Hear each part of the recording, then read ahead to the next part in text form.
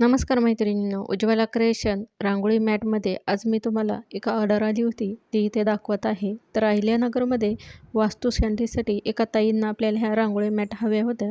तर त्यांना मी इथे 5 फुटापासून मोठ्या रांगोळ्या तयार करून दिल्यात.